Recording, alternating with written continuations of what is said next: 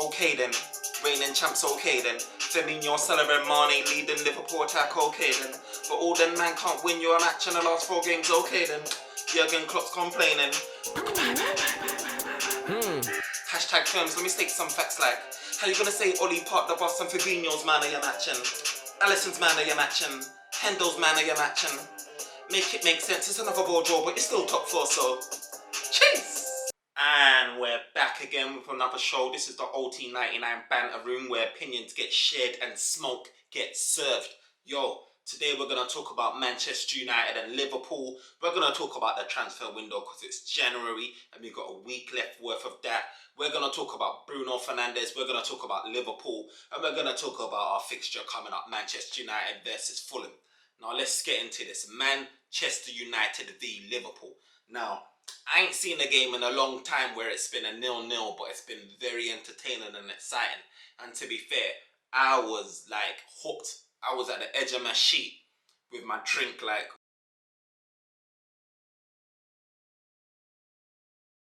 I ain't never seen a tightly poised game in a long time before. That's been 0-0, that's kept me on my feet. So commend, the managers deserve a lot of praise for that.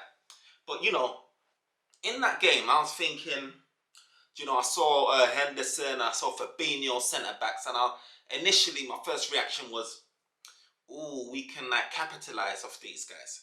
We can capitalise off these guys. They've got 2 midfielders in defence, centre-backs. And I was thinking, yeah, that this is a good opportunity. But then again, I deeped it, and I keep saying this, Liverpool, they've had Van Dijk missing for since the beginning of the season almost, and they lost them against Everton. They've lost Matip as well again for long periods of time. Gomez, and it's been mainly Fabinho covering, and maybe one of the Phillips dudes that they've got in their bench or someone else. But what I've noticed about Fabinho's he's a hard centre back. He is one of the best centre backs out there, even though he's not a centre back. He if you see how he performs, he looks like a natural. He's probably one of the best centre backs in the Premier League, and he's not a centre back. So I don't even know how to judge that guy because you can clearly see that he's not struggling like someone that should be a midfielder. He looks very comfortable as a centre back. So I don't know. For me, I'm thinking you've got a certified centre back there, so stop whining. Plus, they don't concede. Liverpool, if you check it, maybe the last time they conceded more than 1 goal, and this is in all competitions, it's probably Atalanta, where they lost maybe 2-0. They don't concede goals. The maximum they'll concede, they do concede goals, but the maximum they'll concede is 1 goal per game, which is really good. Otherwise, they're not conceding 2-3 goals. It's not the big issue of Liverpool, the reason why they're not winning games or they can't, because of Van Dijk's gone or Matip or Gomez or anything like that. I don't think that's the issue because you saw it against United. Liverpool put the squeeze on us. Where you can say Man United, okay, when Bailly's playing, United play a higher line where, the fullbacks are able to bomb further forward and, obviously our centre-backs is almost half on the halfway line. Because we've got the pace and we ain't got to worry about guys putting the ball over because we've got Bailly that's got the speed or whoever that can close down the attacker. But you saw Liverpool and you can clearly see that they still play a high line. With Hendo, with Fabinho, they still play a high line. So that ain't an excuse either. They don't concede, that ain't an excuse. So you got to look at the attack and just know that, okay, before Jota was the guy that was bailing out Liverpool. He was the one getting that last-minute goal. He was the one that was saving them, paving over the cracks, covering for, the Manes and Salahs and Firmino's lack of goals. But since he's been injured, you can clearly see, Liverpool, they've been dropping mad points over the last 6 games. They've been dropping loads of points. And it's down to the attacking threat, not the defence. In my opinion, not the defence. It's the attack, so. They talked about United parking the bus. Klopp mentioned that parking the bus, but how are we parking the bus but your man of the match is Alisson or Fabinho, who played centre-back? Or you're looking at guys like that, you're calling them, those are the guys that scored your 8s or your 9s or your 10s in the game for you guys. You know what I mean? The few people may say Thiago, but mainly, it was those guys. Alisson made key saves. Yeah, you had all the possessions, and you can keep all that. We don't care about possession. How many times have we been playing these top teams and we've been getting top possessions? Like, we don't care about that. Our tactic was to smash and grab, man. And the thing is, like, I wanted Man United setting up with 5 at the back, because how we beat all of these big teams last season, a lot of the time was doing a counter-attack, where we will bomb forward, you know what I mean? Like, on a counter with Martial, Rashford, with the speed, and catch you on a counter. Like, but we didn't do that today. But I'm glad that we're a lot more solid, a lot more defensive. And Scott McTominay and Fred came back. They stiffened up the midfield and were able to, like, close down you lot. So we neutralised you guys. We neutralised City, 0-0. We neutralised Chelsea 0-0. Last season we were getting the wins, but this season we haven't been managed to do that. But the good thing is that we're keeping clean sheets, or do you know what I mean? Like, we're neutralising the attack. So that's a good sign, and we're still making chances. And to be fair, if you look at it, they haven't lost at home in 3 years, so you got to look at it like, a point is not the worst thing, but when you look at it in hindsight, you're thinking the chance that Pogba had, the chance that, Bruno had, these guys were hitting it at the keeper. An inch to the left, an inch to the right, that would have been a goal. The free kick that Bruno had, where it was just inches wide again. Like, United had the clear-cut chances. This is why United fans be upset, thinking we could have won that game, And Liverpool fans, I can't remember any massive clear-cut chances.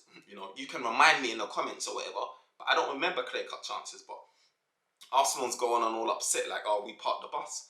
Look, okay, is that going to be your excuse against, who is it, Fulham that you drew against? Or is that going to be your excuse against who else? West Brom that you drew against? Is that going to be your excuse against Southampton that you lost 1-0 against? Is it going to be your excuse against, like, look, Newcastle? Like, think about it, like, the attack is your issue.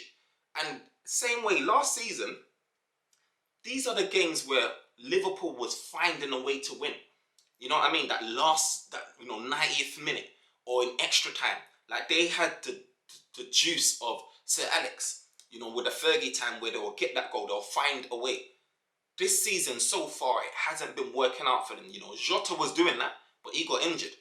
And currently, they ain't got the players to do that right now. So, but they was grinding out these type of results last season. But now they're complaining, and, your excuse can't be, your centre-backs or whatever. Your excuse can't be, all of this crap.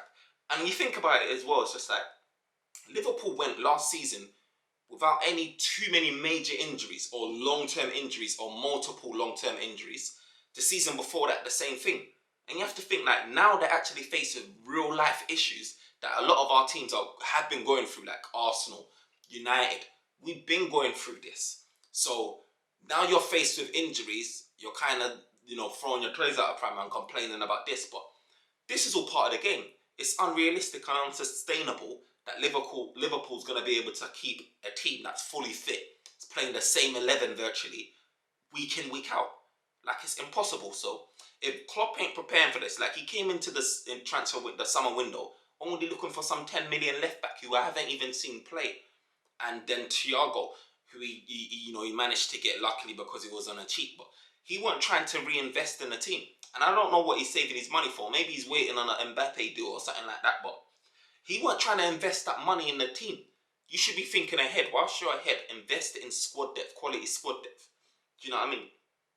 You're hardly using guys like Shaqiri or Origi or Oxlade-Chamberlain, when he's even fit, he hardly gets minutes. And all of these guys, you're not really trying to rotate your team to try and keep guys fit anyway.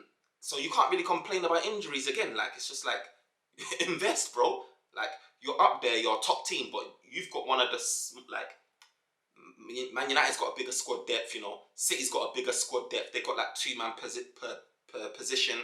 You know what I mean? You're seeing Chelsea's squad depth. Everyone's got squad depth. Liverpool's coming with some streamlined thing.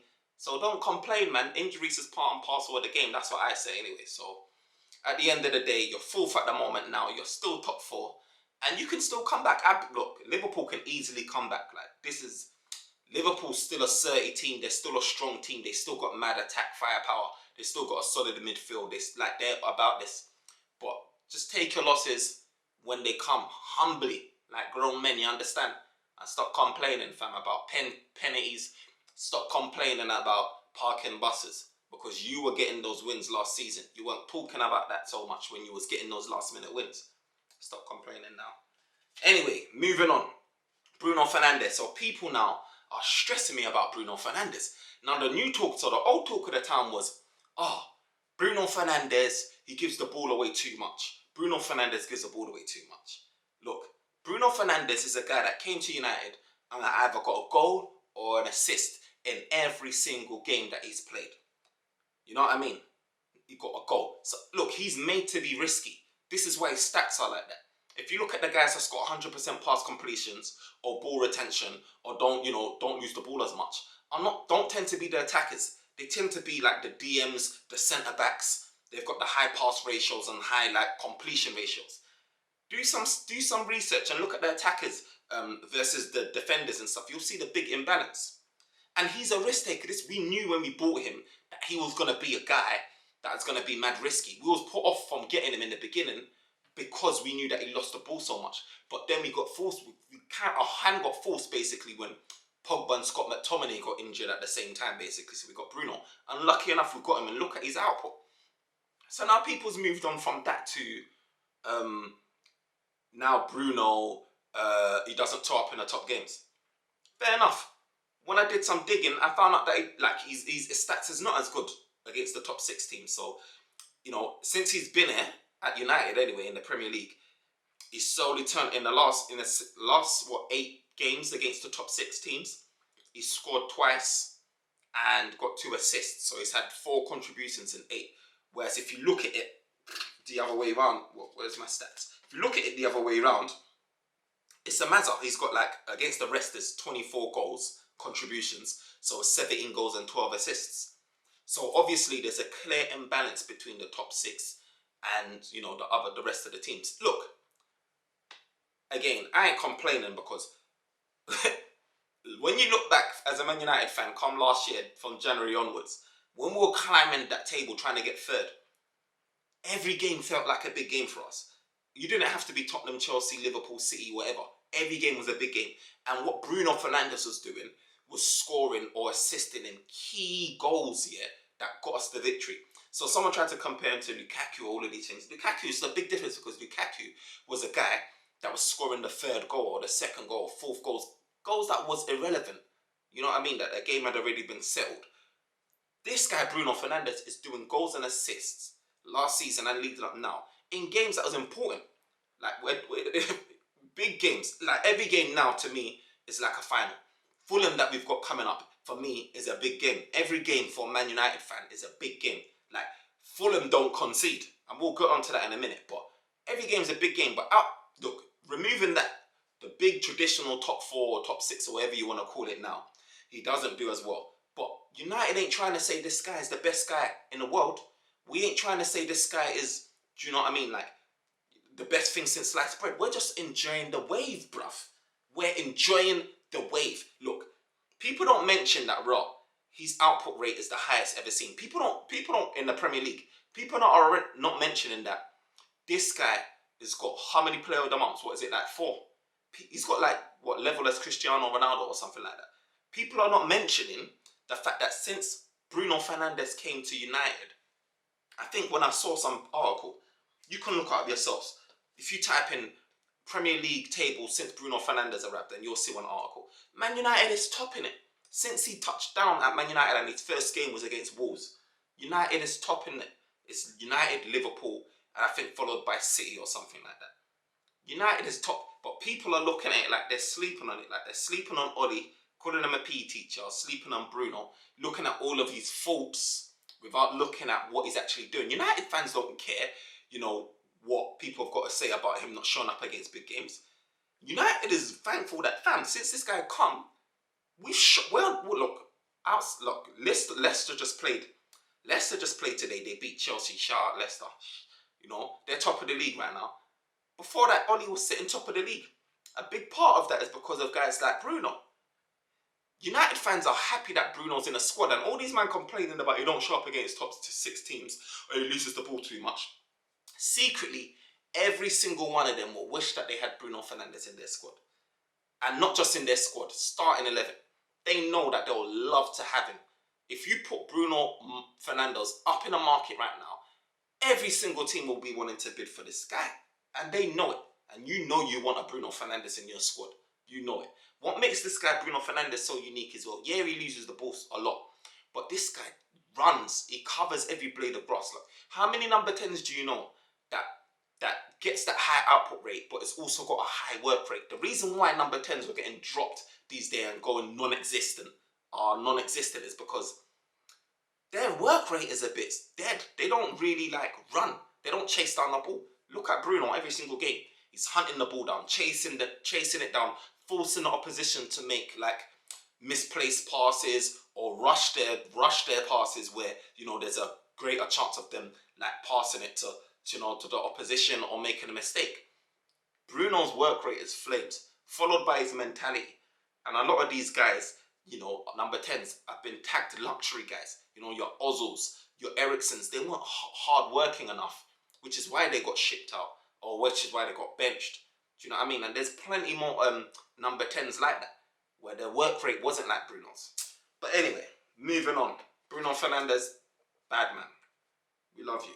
Anyway, let's move on to the transfer window. So, there's talk of Alaba. So obviously big teams came in and made some bids. Man United was one of them, Chelsea was one of them, Liverpool was one of them. They made big offers, but Real Madrid was the offer that mattered to him anyway.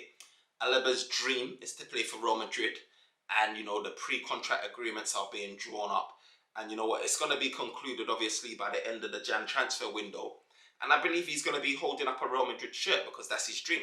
So for me, I don't quite get it why people are still hung up on Real Madrid. I know that they won back-to-back Champions Leagues. I know Zidane got him that, but I mean, if you're looking at the squad now, I can see them needing quite a bit of a rebuild. And I do think it's the name that's holding weight.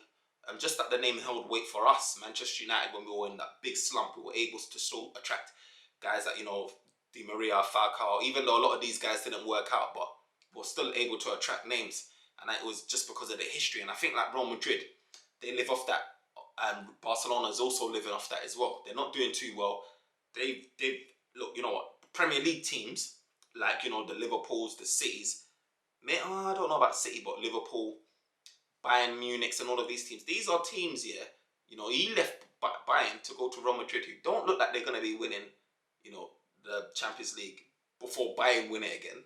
So it's just, I don't know, man. It's just, for me, I feel like at this present moment in time, you can throw Real Madrid in the Premier League right now and they wouldn't whitewash it. You know, they would find it tough with certain games. Not like how it was like maybe 3-4 years ago or whatever it is, where you just knew that they'll probably be winning like 9 out of 10 of their games. But right now you can see it in, you know, English teams are stepped up like the, you know, in European football, man. We're there, you know. We're making it to semis, quarters, you know, finals. We're winning it now. So I think the shift is changing, man. The best players are coming, the best managers are coming, and you know, I don't know what it is, man. I feel like, you know, Alaba could have probably had a better career in English Premier League, testing himself a lot more. But do you know what? I'm kind of happy to an extent that he didn't come, because he probably would have ended up going somewhere like Liverpool anyway, and that would have been stress. But you know what? People may think I'm crazy though, but same way I wouldn't want him to go Liverpool, one of these teams like that, or Chelsea. It's like, I don't think he would have been. For me, I don't like when players are like centre backs as well as left backs. I like you to be a specialist, like Mourinho said.